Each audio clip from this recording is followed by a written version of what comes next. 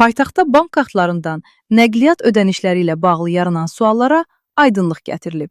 Yarımada.info xəbər verir ki, K-Group MMC, Bakı Metropoliteni və Bakubas MMC-nin birgə açıqlamasına əsasən, kartlardan ardıcıl vəsait çıxılması 24-27 aprel tarixlərində edilən gedişlər üzrə ödənişlərin gecikmə ilə emal olunması ilə bağlıdır.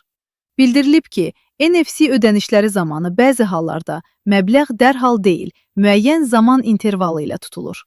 Bu isə ictimai nəqliyyatda tətbiq edilən gecikdirilmiş avtorizasiya mexanizmi ilə əlaqədardır.